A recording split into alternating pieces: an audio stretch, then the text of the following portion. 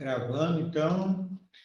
Bom, hoje a nossa aula, ela trata do crime de furto. Nós não conseguiríamos ver todo o crime, porque ele é bem extenso e tem modificações deste ano.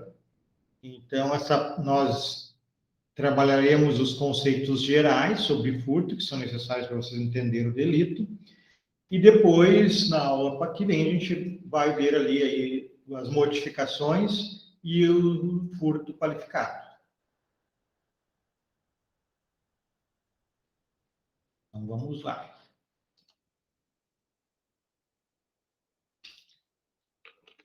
Alguém pode... Lúcio, quer falar? E professor, desculpa, eu tive que dar uma saidinha. Tá ok? Professor, eu estava olhando a revisão lá da prova, aquela que valia 1.000 pontos, e eu não tive acesso à revisão. Eu fiz a prova, recebi uma nota, mas não tive acesso à revisão para saber onde eu errei, o que a avaliação esperava da gente. Algo nesse sentido, entendeu? Tá, Lúcio, então deve ter faltado para ti. Tu fica no final da aula que fala comigo que eu já abro na hora e já coloco ali para ti o feedback. Beleza, beleza. Tá. Alguém pode ler para mim aí o artigo 155 até o parágrafo 3º? Eu posso. Subtrair para si ou para outrem coisa alheia móvel. Pena, reclusão de 1 a 4 anos e multa. Parágrafo 1º. A pena aumenta-se de 1/3 se o crime é praticado durante o repouso noturno. Parágrafo 2º. Se o criminoso é primário e é de pequeno valor a coisa furtada, o juiz pode substituir a pena de reclusão pela de detenção, diminuí-la de 1 a 2/3 ou aplicar somente a pena de multa. Parágrafo 3º. Equipara-se a coisa móvel à energia elétrica ou qualquer outra que tenha valor econômico. Tá bem, obrigado. Depois tem o furto qualificado, parágrafo 4º, que nós veremos na próxima aula. Aqui tem as inovações introduzidas este ano, parágrafo 4º-A, B, C, parágrafo 5º, parágrafo 6º e 7º. Bom, regras gerais do furto. Então, nós vamos ir até o parágrafo 3º. Furtar, o que é furtar?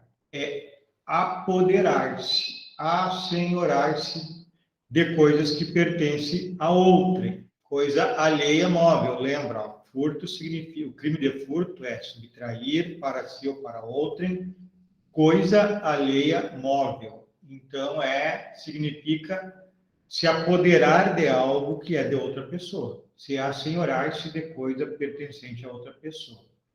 E o subtrair significa retirar, fazer desaparecer, ao menos, da posse, da propriedade, das mãos do sujeito que é o proprietário, da coisa, da res aliena, da res furtiva. Então, o subtrair é tirar, né, desta pessoa, desse terceiro.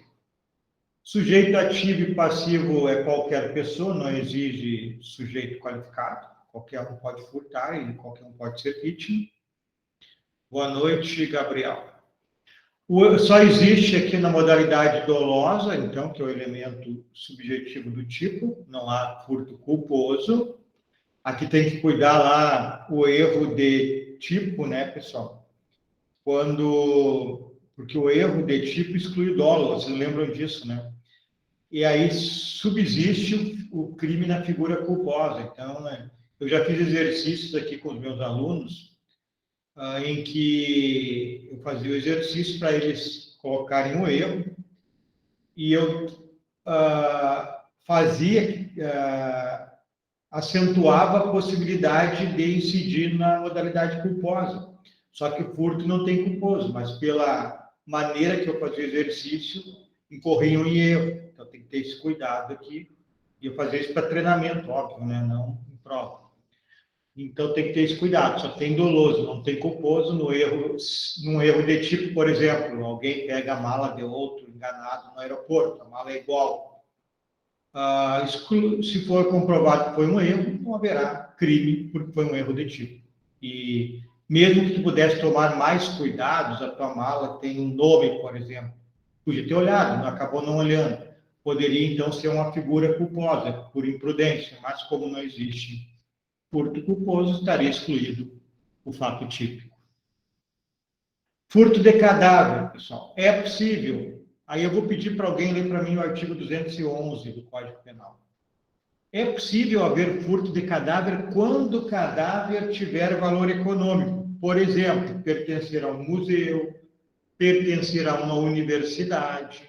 Aí ele tem valor econômico, mas fora isso, não há furto de cadáver. Pode haver a incorrência no artigo 211. Se alguém puder ler para mim. Eu leio. Artigo 211. Destruir, subtrair ou ocultar cadáver ou parte dele. Pena, detenção não, desculpa, reclusão de 1 a 3 anos e multa. Ok. Então, o cadáver, para ser objeto de furto, só se ele representar algum valor econômico. Sempre no crime de furto, deve haver valor econômico na res furtiva. Bom, o elemento... Pode falar, Renato.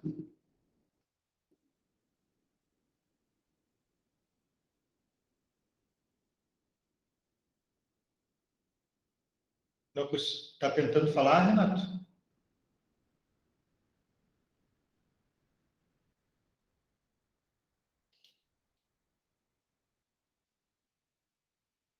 Não? Bom, qualquer coisa, tu pode abrir o microfone e falar.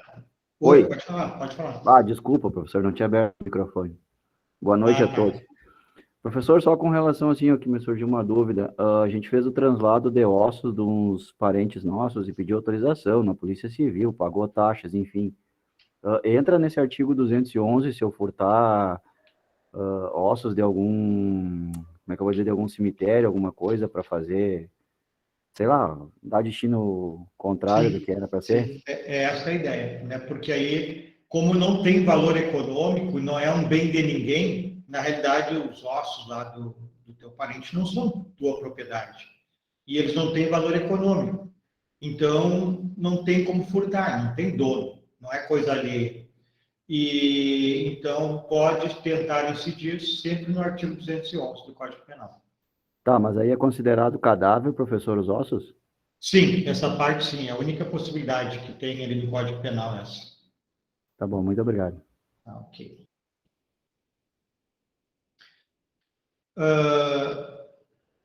Elemento... Deixa eu ver um negócio aqui. Agora me chamou a atenção uma coisa. Pode ler de novo o 211 aí, Ana. Ali tu falou uma coisa que acho que responde a pergunta do Renato. Sim, só deixa eu procurar de novo aqui. Destruição, subtração ou ocultação de cadáver. Destruir, subtrair ou ocultar cadáver ou parte dele. Pena, reclusão de 1 a 3 anos e multa. Entendeu, Renato? A questão da parte dele, que iniciarei. A minha dúvida era a questão sobre o cadáver mesmo, a palavra cadáver, se ossos compreendia cadáver, entendeu, professor? Entendi, mas é isso. Se subtrair o cadáver, ele faz parte dele que está morto para sempre. Elemento normativo do tipo. Então, elemento normativo é aquele que precisa, pessoal, de uma análise, né, para verificar se realmente está presente. Então, tem que se verificar se a coisa é alheia, né? É toda coisa que pertence a outra pessoa, a posse ou a propriedade de outra pessoa. Então, esse é um elemento normativo, porque é aquele que exige um raciocínio, uma interpretação, um entendimento para verificar se realmente é propriedade alheia. Imóvel é aquela coisa que pode ser deslocada de um lugar para outro. Então, é subtrair para si ou para outrem coisa alheia móvel. O elemento normativo, que é aquele que precisa de uma explicação, uma comprovação, é alheia. E imóvel, os conceitos civilistas, né? Aqui tem uma situação, res delicta, res nullus, não há crime. Por quê, pessoal? Coisa abandonada ou coisa abandonada e coisa destruída não é crime, porque não está vinculada ao patrimônio de ninguém. Então, o indivíduo abandona alguma coisa, destrói alguma coisa, ou alguma coisa que não tem propriedade de ninguém, né? Ou ele perde ou não tem propriedade. Então, não há crime porque não tem o terceiro vinculado. E a coisa perdida é diferente, né? Então, coisa abandonada é alguma coisa, coisa danificada é outra, mas a que foi perdida ali momentaneamente é diferente. Essa está fora, né? Por quê? Porque existe o artigo 169(2) do Código Penal. Então, quando o sujeito perde alguma coisa, existe o crime de apropriação depois achada. O sujeito tem 15 dias para devolver, procurar o dono, devolver ou entregar para a autoridade pública, se ele achou um relógio. Então, não existe aquela coisa que a gente ouve falar, né? Achado não é roubado, achado é furtado, né? Se achar e não devolver, incide no 169(2) do Código Penal, que tem uma jurisprudência que relata isso. Coisa abandonada, res delicta, é aquela que não pertence a ninguém, foi abandonada, né? Não podendo ser objeto de furto por não integrar o patrimônio de outro. Se o objeto do crime é de propriedade conhecida, estando apenas em local desabitado, seu apoderamento aí, claro que é crime, né? Se está em local desabitado, mas se sabe de quem é, tem identificação, tudo é outra coisa. Mas se está abandonado, alguém larga um móvel na frente da casa, aí o sujeito passa lá e pega, ele já abandonou lá para alguém levar mesmo, né? Não se constitui crime. Bom, a consumação é uma coisa bem complicada, pessoal. É difícil, sinceramente. Na teoria, na prática, nem tanto. Na prática, coloca os sacos num gato e os gatos num saco, pronto, né? Então, como se consuma? É quando a coisa sai da esfera de vigilância da vítima. Agora, quando que sai da esfera de vigilância? Se nós lermos literalmente isso, a subtração tem que se dar, pelo menos um tempo mínimo, a vítima não pode ver que a pessoa, o agente que está furtando está com o objeto. Senão passa a ser roubo ou tentativa de furto, enfim, né? Depende. O que não se demanda atualmente, que existia, é a chamada posse mansa e pacífica, que era subtrair o objeto sem que a vítima percebesse e ficar um bom tempo com esse objeto sem a vítima perceber, sei lá, meia hora, 20 minutos, 40 minutos. Agora não tem mais isso, a jurisprudência mudou e fala saia da esfera de vigilância. Isso pode ser por 1 minuto, né? O sujeito não percebeu que foi vítima do furto, mas logo adiante percebe. Tem jurisprudência dizendo até que a perseguição consuma o delito. Então, não é de fácil averiguação a consumação. Mas, que nós temos que observar, como é um crime material, tem que haver a inversão da posse de um objeto, né, móvel. Então, o bem deve estar, ainda que por tempo pequeno, na posse do agente que subtraiu. Ele subtrai sem a vítima ver, e mesmo que por um tempo pequeno, deve ficar sem que se perceba. Mas esse tempo pequeno, atualmente, é bem pequeno mesmo.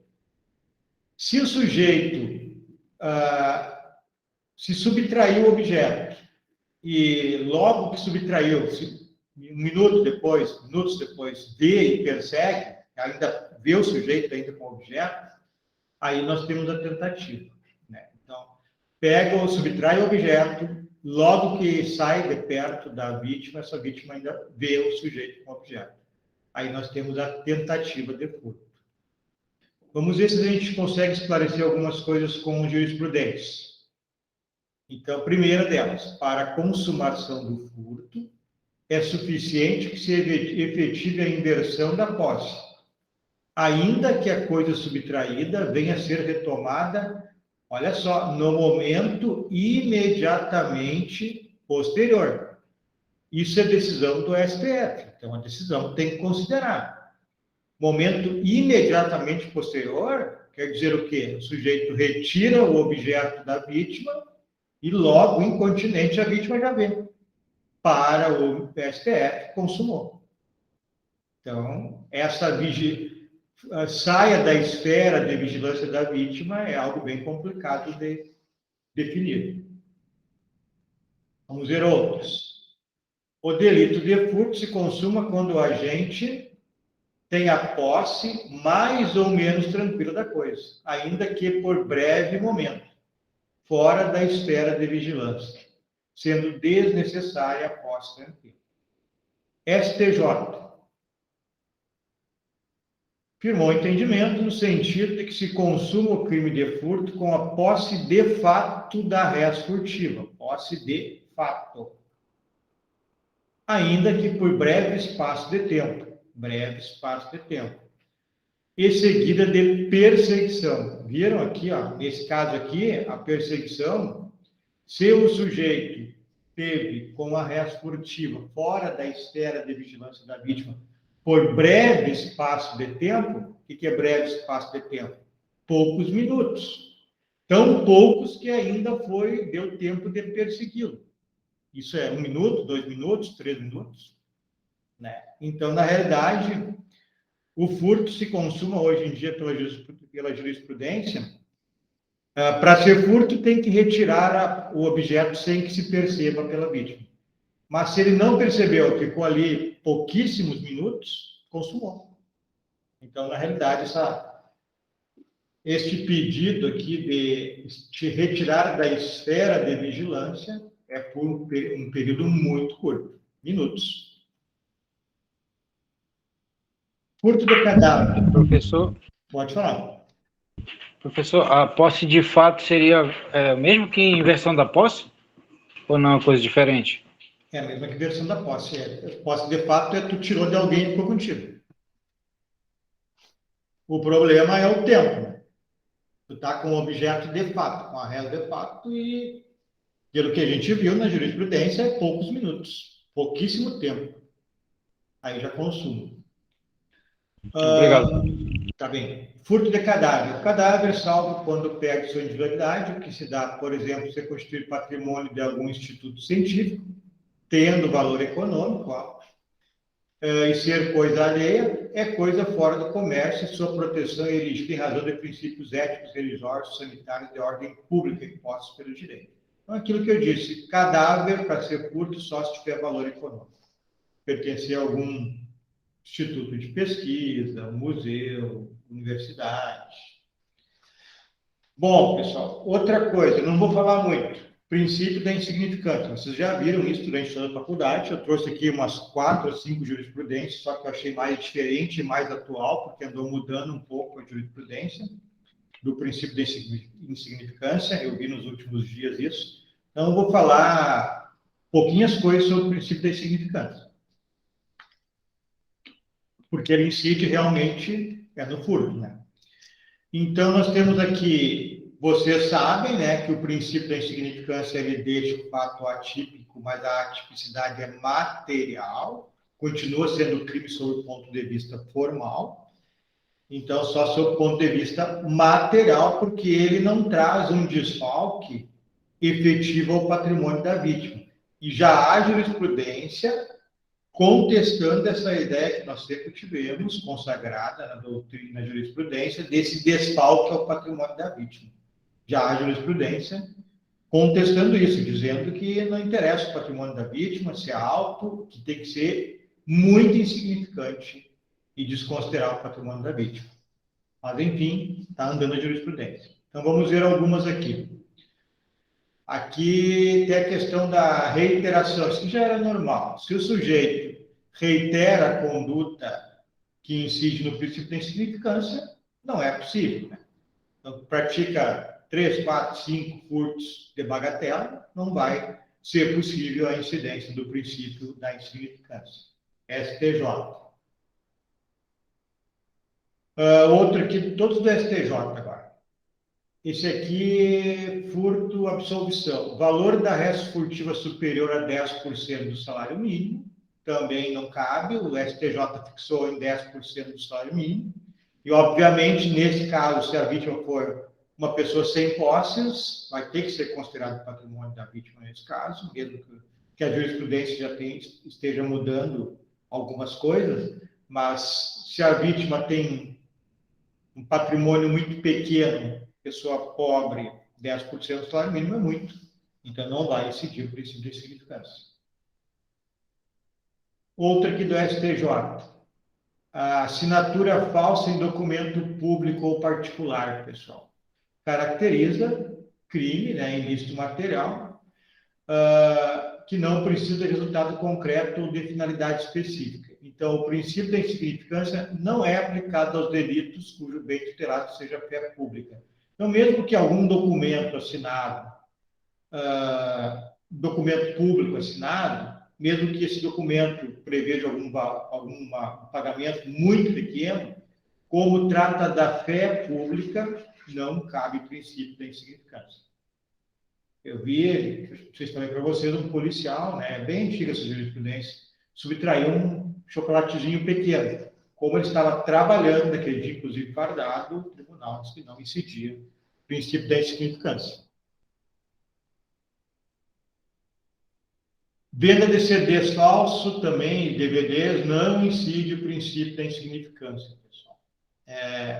Se entende, né, que há um alto grau de reprovabilidade, o que afasta a incidência da bagatela. Aqui, na realidade, se fala muito... Aqui, ó. Não se aplica o princípio da insignificância ao delito tipificado no artigo 183 da Lei 9.472, que é a atividade de radiodifusão, rádio clandestina, né? Não se aplica, mesmo que não tenha valor econômico para quem está trabalhando com uma rádio clandestina, não se aplica também o princípio da insignificância. É um crime formal e de perigo, então, abstrato. Então, não há incidência segundo o STJ. Outra aqui. Furto qualificado por escalada. Isso aqui é interessante, acontece bastante. Ó. Escalada, arrombamento ou rompimento de obstáculo. Em concurso de pessoas e durante o repouso noturno, indica especial probabilidade, não se aplica, então afasta, né, a insignificância. Tem jurisprudência majoritária dizendo que o furto por escalada, arrombamento ou rompimento por si só já não autoriza o princípio da insignificância. Nem precisa ter concurso de pessoas e nem durante o repouso noturno.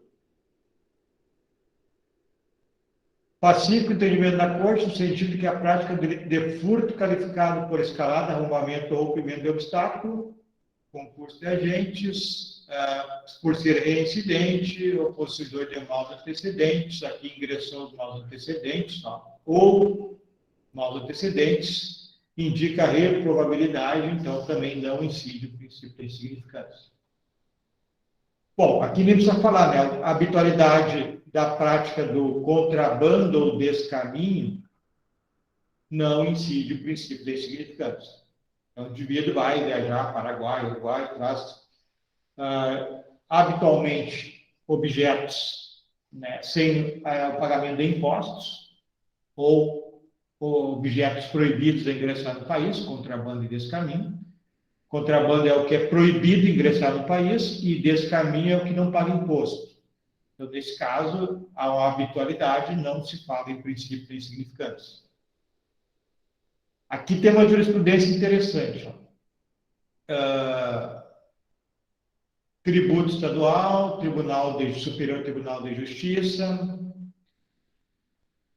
atipicamente material, nos casos dos crimes tributários federais e de descaminho, quando o débito tributário não ultrapassar 20 mil. É o mesmo caso que a gente viu anteriormente, contrabando e descaminho. Porém, nesse caso aqui, 2018, como não há habitualidade, se autorizou a aplicação do princípio da insignificância em R$20 mil, porque tem uma lei federal que determina que não se execute, a União não execute dívidas até R$ 20.000, que não vale a pena pelo gasto que tem.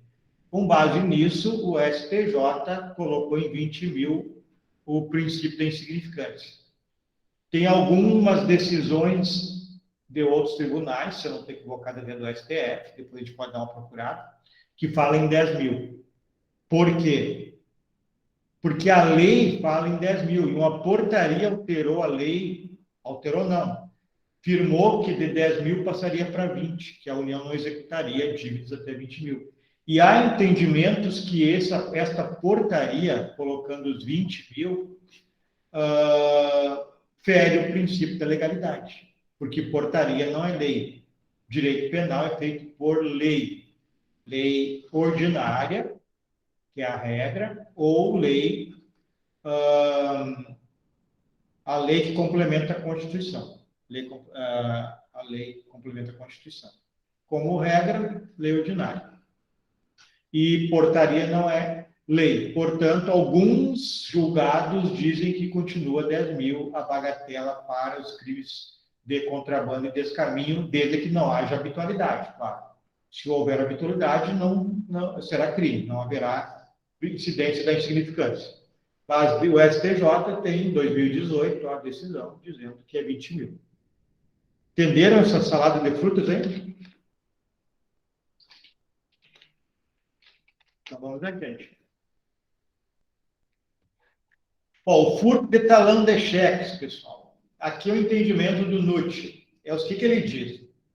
Se furtar um talão de cheque, como o sujeito, a vítima, tem um prejuízo, tem que ir ao banco, tem que, enfim, trancar lá o valor do cheque, trancar o talão de cheque, né?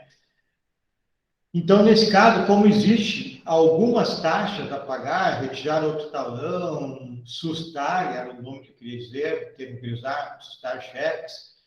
Se tiver pagamento, então, de taxas ao banco, o talão de cheque terá valor econômico e será furto do talão de cheque. Mas tem que observar o seguinte, a maioria, quando se furta uma carta, uma folha de cheque, e ela é utilizada para estelionato, para passar no comércio, uma assinatura falsa, por exemplo, isso não é furto, isso é o crime de estelionato. Então, o NUT diz que se furtar um talão e a pessoa tiver prejuízo financeiro, ele fala que taxas elevadas. Eu não sei se hoje em dia cheque tem taxas elevadas para assustar cheque, acho que não tem, mas é o que ele defende, o NUT defende isso. Se tiver valor econômico elevado, será furto do talão do cheque, porque ele tem aí valor econômico. Agora, se não tiver, ou se for uma folha de cheque, uma carta de cheque, para aplicar golpes no comércio, por exemplo, isso é crime de estelionato, que é o chamado crime meio, que foi a subtração, para o crime fim, que é o estelionato. Então, aqui seria o furto, que aí passa a não existir, porque o crime que se tinha intenção é o estelionato. Alguma pergunta sobre isso, pessoal? Entenderam o que eu quis falar? Nesse caso do talão de cheque, na última situação que o senhor mencionou, que não ocasionaria um prejuízo para a pessoa, não teria que arcar com o pagamento de taxas, enfim, que o furto seria absorvido pelo estelionato, seria o princípio da consunção? Isso, exatamente. Ok? Mais nada? Entenderam o que eu quis dizer? Que o NUT defende que o talão de cheque pode ser furto, mas eu acho que não tem valor econômico isso. Se tiver, ok, furto. Se não tiver, não é furto. Porque normalmente o talão de cheque é furtado para fins de estelionato. Furto de uso, pessoal. O furto de uso não é crime. Por exemplo, o sujeito passa na frente de uma casa, vê um carrão, quer fazer um meu tempo, acho que não tem ninguém que é mais velho, acho que sou eu, no meu tempo a gente chamava fazer um grau, né, para namorada. Aí ele pega o carro e sai. Se ele devolver esse veículo, sem que o proprietário perceba, sem nenhum dano, sem nenhum prejuízo ao proprietário, isso se chama furto de uso e não é crime. Porque a intenção não era subtrair, era só impressionar a namorada, né? Quem é que não quer fazer isso, né? Mas, se o proprietário descobrir antes de entregar novamente o veículo, ou existir algum dano, inclusive secar o tanque, por exemplo, é um dano. Aí passa a ser crime de furto. Ok? Então vamos adiante. Aí, professor, Pode falar. qual é a sua opinião sobre isso? Sobre esse furto de uso? Na realidade, parece que é um furto, né, Reinaldo? O problema é o tipo penal. Como eu falei para vocês lá no início, dos primeiros slides, a intenção, o crime de furto, ele tem como intenção uma subtração para assenhoramento, para ficar de dono da res. E nesse caso aqui, o sujeito nunca teve intenção de ficar de dono. Então, teoricamente, no campo da legislação teórica, a gente não tem como dizer que é furto, né? Esse é o problema. Não digo nem assim, nem baseado na legislação.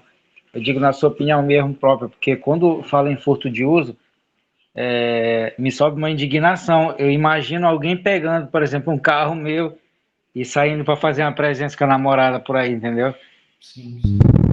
Eu também concordo contigo. É complicado, ninguém quer isso. Imagina, cuida do teu carro, daqui a pouco alguém pega o teu carro lá. Também concordo. Mas o que dá para fazer nesse caso aí, Reinaldo, depende da condição financeira do agente que subtraiu ali, usou, na realidade, o carro, é uma questão reparatória, né? Dano moral, essas coisas aí. Aí sai da esfera do direito penal.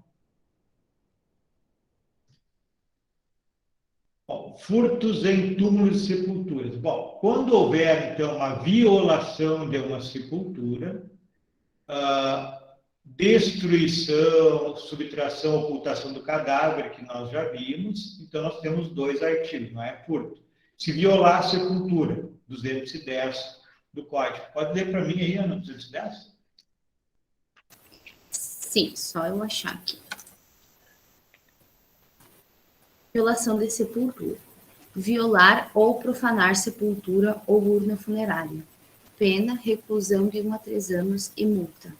Tá. O 211, então, se for lá subtrair lá o cadáver, né, ocultar o cadáver, ou destruir o cadáver, 211.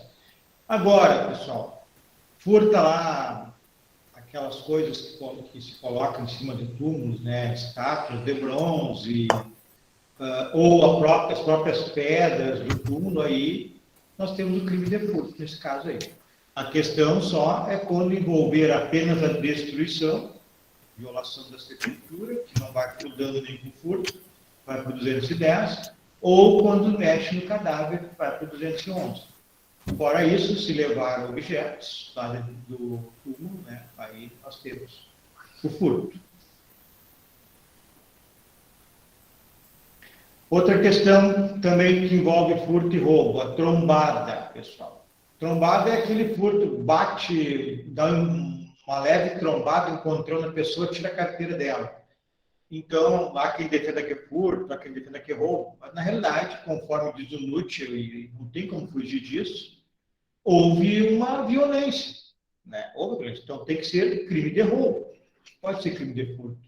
Mas há quem defenda que é furto, porque a violência seria muito leve, uma trombadinha, digamos assim. Mas é roubo. Furto de cartão de crédito e bancário. Bom, aqui também é uma passagem do NUT. Então, a simples subtração do cartão de plástico pode ser considerada crime de bagatela, ou seja, fato atípico. O cartão não tem valor algum e a administradora ou estabelecimento bancário, comunicado o furto, repõe o mesmo ao cliente sem nenhum custo, como regra. Por isso, a situação é diversa daquela que apresenta o talão de cheques. Então, no entendimento do NUT, o talão de cheque tem custo. O cartão de crédito, o plástico ali, não tem. E aí ele define como sendo furto no talão de cheque, não sendo furto no cartão de crédito. Na tarjeta, né, pessoal? Como diz os argentinos, na tarjeta. Não, obviamente, se usar o cartão, não tem crime de estelionato daí, né? Claro. É só o material ali da tarjeta do cartão. Então é isso. Tá, professor, mas se a pessoa furta o cartão e não consegue utilizar para o fim pretendido, aí não existe nem o crime de furto e nem o de estelionato? Se ele não conseguiu nem tentar o de estelionato, para tentar usar o cartão, não tem nem tentado nem consumado estelionato. E o furto tem, mas aí, como incide o princípio da bagatela, não tem valor econômico, de fato fica típico materialmente, e é a mesma coisa que é o que tu disse, aí não tem crime nenhum. Porque é bagatela, né? E para mim, o talão de cheque é a mesma coisa, apesar de 2 vezes ele citar isso, não sei se alguém usa talão de cheque aí, eu não sei, acho que não tem esses custos aí, não. Não tendo, é crime bagatelar também, se usar, é estelionato. Então, vamos deixar bem claro, meu entendimento aqui, tanto o talão de cheque quanto o cartão, não tem furto nenhum, é o princípio da bagatela, e se utilizar ou tentar utilizar, entra lá no estelionato. É isso. Ok? Alguma pergunta, pessoal, para não ficar nenhuma dúvida sobre isso? Agora, eu trouxe a ressalva para vocês. O desembargador do Tribunal de Justiça de São Paulo diz que é furto, talão de cheque que tem custo. Furto famélico é aquele furto em que a pessoa está passando fome. Aí nós temos aqui o chamado estado de necessidade.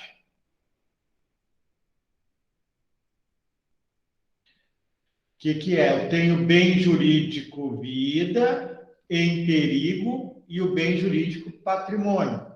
Então, eu vou sacrificar o patrimônio, furtando alimento, por exemplo, e preservar a vida, estado de necessidade. Então, esta decisão aqui do Tribunal de Justiça da Paraíba diz que atualmente é bem difícil a incidência do furto famélico, porque em virtude da pobreza, né, grande parte da população brasileira, muitas pessoas estão nesta, digamos assim, passando necessidade, estão nessa questão de não ter que se alimentar. Então, tem que ter muito cuidado na incidência, na autorização da incidência do furto famélico, né, pelo estado de necessidade. Mas a realidade é essa: se a pessoa não tem que comer, pode furtar, sim, o estritamente necessário para se alimentar, e aí será excluído a ilicitude pelo estado de necessidade. Esse é o legítimo estado de necessidade, né? Se a pessoa não tem que comer. Eu vi aqui no Rio Grande do Sul, para quem não é do estado, teve uma decisão de um sujeito, não lembro se furtou ou roubou, agora não recordo, um remédio numa farmácia. Estado de necessidade, a esposa estava morrendo, ele não trabalhava, a esposa estava muito doente, precisava daquele remédio, ele não trabalhava, foi lá e subtraiu o remédio. Foi considerado estado de necessidade, claro, né? Bom, parágrafo 1º. Eu queria fazer uma didática com vocês, já é 21 e 22. A pena aumenta de 1/3 se o crime é praticado durante o repouso noturno, pessoal. O que é repouso noturno?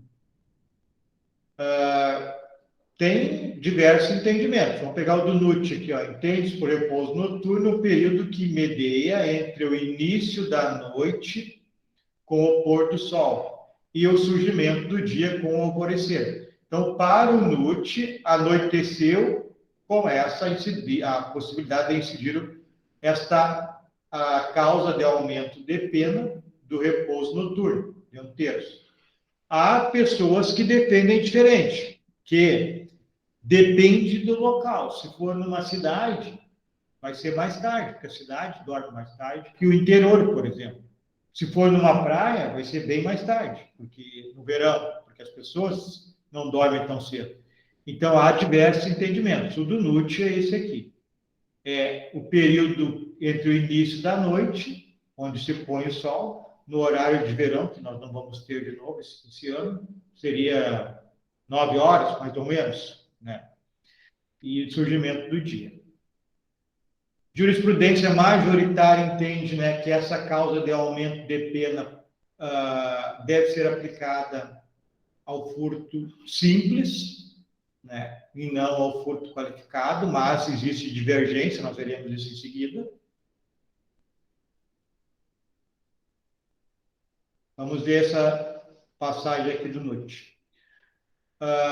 No contexto da causa de aumento de pena, se a vítima dorme durante o dia, por ser vigilante noturno, por exemplo, não incide a agravação da pena. Então, se o furto ocorrer durante o dia, só porque a pessoa estava dormindo, não é caso de furto noturno, é lógico, né?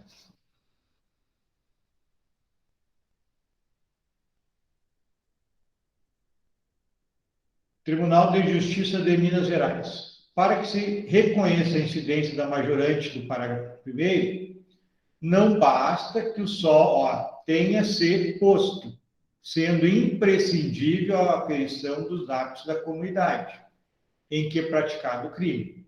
Tratando-se de delito perpetrado no início da noite, pouco após o crepúsculo, quando boa parcela da população ainda permanece alerta, não há essa incidência da majorante. Então, existem entendimentos diversos. Eu vejo que a maioria da doutrina e jurisprudência se posiciona como essa aqui, pessoal. Depende do local onde ocorreu o delito. O que pese o Guilherme de Souza Nunes falar o contrário. Causa especial de aumento de pena, VSTJ. Furto cometido durante o repouso noturno pode se configurar mesmo quando o crime é cometido em estabelecimento comercial ou residência desabitada, sendo indiferente o fato da vítima estar ou não efetivamente repousando. Isso aqui é interessante, ó. A vítima, numa casa, por exemplo, meia-noite, obviamente vai ter incidência da majorante. A pessoa não precisa estar dormindo, ela pode estar ou ausente ou até acordada em outro cômodo da casa. Isso não há problema nenhum para incidir a causa de aumento de pena. Deixa eu ver isso aqui. Não convence a tese que a majorante de repouso noturno seria incompatível com a forma qualificada. Aqui tem uma outra decisão. A considerar, para tanto, que sua inserção pelo legislador antes das qualificadoras, critério topográfico, o qualificado é no parágrafo 4º. O parágrafo 1º, que é a causa especial de aumento de pena, é o primeiro. Então, quem defende que não pode ser aplicado lá no parágrafo 4º, nas qualificadoras, é pelo critério topográfico. O parágrafo 1º vem antes do 4º, o legislador não quis que fosse utilizado no 4º. Mas a gente vai ver que isso não é aceito por todo mundo. Então, teria sido feita com a intenção de não submetê-las a modalidades qualificadas, que é o que eu acabei de falar, o critério topográfico. Aí vem uma explicação aqui, se assim fosse, também estaria obstado pela concepção topográfica, reconhecimento do privilégio do parágrafo 2º, que é o furto privilegiado, lá nas qualificadoras, e se admite. Então, é um contrassenso. Como se sabe, o Supremo Tribunal Federal já reconheceu a compatibilidade desses dois institutos. Inexistindo vedação legal e contradição lógica, nada obsta convivência harmônica entre a causa de aumento de pena do parágrafo 1º com as qualificadoras do furto. Decisão, então, do Supremo Tribunal Federal. Essa aqui é a que mais prevalece.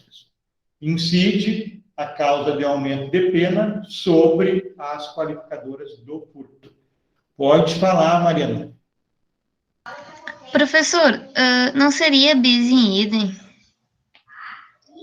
Não, porque são situações diferentes, né? Vamos pegar, por exemplo, parágrafo 4º, inciso 1 ali, ou 2, que fala do motivo fútil, né? Acho que é isso. Quem é que tem aí o 155, parágrafo 4º, pode ler para mim o inciso 1º?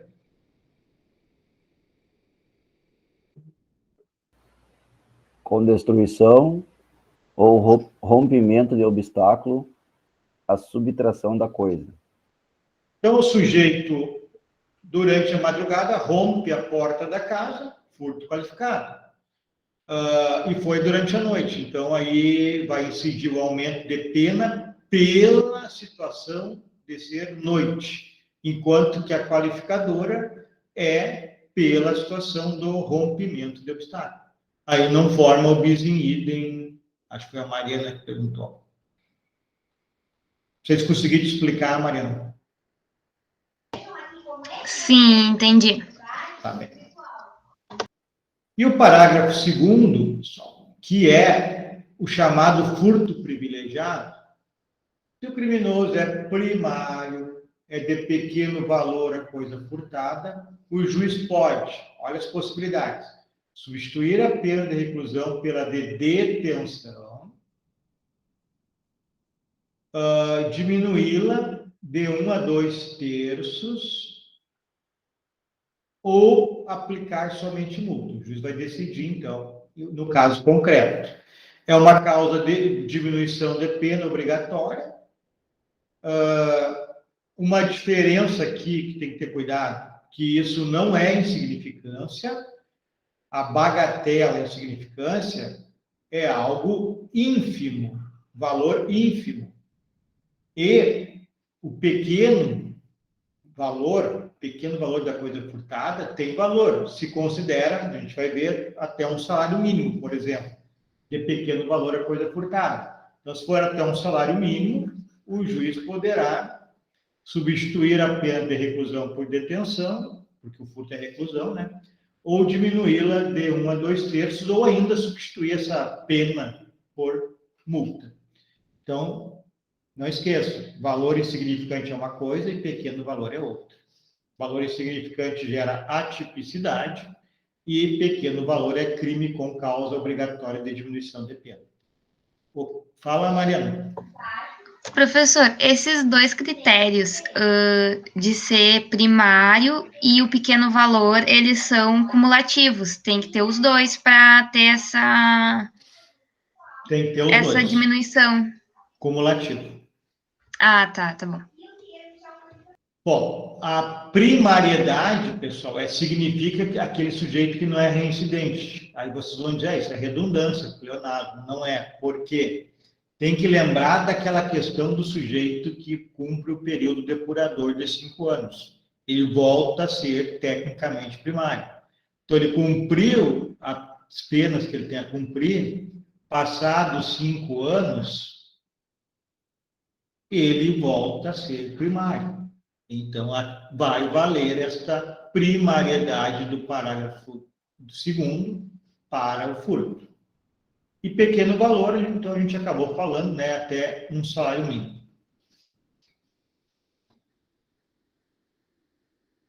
A gente já falou também que o privilégio na figura qualificada, segundo o entendimento do NUT, né, prevalece o entendimento, segundo o NUT afirma, prevalece o entendimento que sim, pode incidir o privilégio nas figuras qualificadas. E nós vimos na última decisão do STF, ali, que nós acabamos de ver, que a causa de aumento de pena também incide. Então, furto noturno e privilégio, segundo a doutrina majoritária e STF, incide nas qualificadoras. Aplicar o parágrafo 1º e 2º, ou seja, aumenta até 1/3 pelo furto noturno e depois diminui pelo pequeno valor de primariedade. Não há problema nenhum. Na terceira fase de dosimetria da pena, se aplica a ambas. Então, poderá aumentar 1/3 por conta do furto praticado durante o repouso noturno e compensar a elevação com a diminuição de 1/3. Se for o caso, né, desses ser os percentuais do parágrafo 2º. Aí se for aplicar o mesmo percentual, elide o outro. Súmula 511 do STJ. É possível o reconhecimento do privilégio do parágrafo 2º nos casos de furto qualificado, se estiverem presentes primariedade e pequeno valor da coisa, e a qualificadora for de ordem objetiva. STJ, a causa de diminuição de pena prevista no parágrafo 2º do Código Penal pode ser aplicada conjuntamente com determinadas qualificadoras do furto, normalmente de natureza objetiva, tal como concurso de agentes. STJ, conforme o entendimento do Superior Tribunal, se o valor da ré subtraída não excede a importância de um salário mínimo, está presente o furto privilegiado. STF, convém distinguir furto insignificante do pequeno valor, né? Acabamos de ver. E para encerrarmos o parágrafo 3º. Aqui é o furto equiparado, pessoal. Equipara-se a coisa móvel à energia elétrica. Por isso que vocês estão vendo aí, aqui no Rio Grande do Sul, tem acontecido muito, não sei para quem não é do Rio Grande do Sul. A polícia vai nos estabelecimentos comerciais e identifica o tal de gato, que chamam de gato, que é uma ligação clandestina, e prende em flagrante os proprietários do estabelecimento, que energia elétrica é considerada furto. Só que é equiparada a coisa móvel à energia elétrica, que é o exemplo que eu dei, e qualquer outra que tenha valor econômico. Então, eu trouxe algumas jurisprudências aqui para vocês verem. Aqui tem o conceito de energia, né, pessoal? Precisa nós vermos. Aqui, isso aqui é bom, isso que tem que saber. Ó, crime na forma permanente, por isso que cabe flagrante. O sujeito faz um gato hoje, fica 1 ano recebendo energia elétrica clandestina. É um crime permanente, então sempre vai estar presente a figura do flagrante. Bom, sinal de TV e internet. STJ.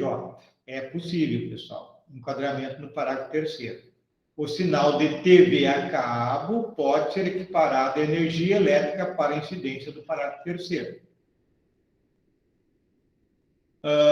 Subtração de sinal de internet é fato típico. Revela a denúncia que, recorrido há aproximadamente 1 ano, distribuía sinal de internet para 8 residências na comunidade, recebendo R$40 por pessoa. Considerado crime de furto. Ok. Alguma pergunta? Essa questão da TV a cabo, a gente ouve falar e sabe de milhares de pessoas que têm a chamada Sky Gato. É crime? Uhum. Não, até hoje não conseguiram fazer um enquadramento disso ainda, porque, na realidade, esse sinal ali que é pego pelo Sky Gato não é passado como a TV a cabo. A TV a cabo tem um sinal ali que alguém passa para a casa do outro, um compra e passa para a casa do outro, né? Essa Sky Gato até hoje não se conseguiu, porque dizem que pega o sinal aberto, satélite, lá, não sei o quê, né? Então, por isso que não seria crime. Não conseguiram até hoje enquadrar. A Polícia Federal já tentou, mas nunca prosperou. Enquadramento em crime de furto. E nem de estelionato. Que me pareceria que seria até crime de estelionato. As empresas produzem o material e aí alguém pega do satélite, me parece que é um uso indevido, mas não se conseguiu até hoje nenhum enquadramento.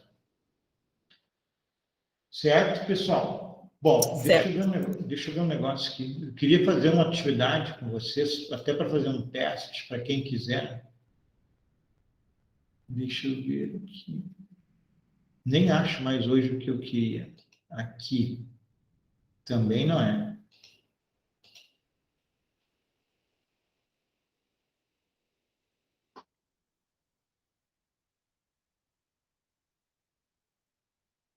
Deixa eu ver se tem que parar de gravar.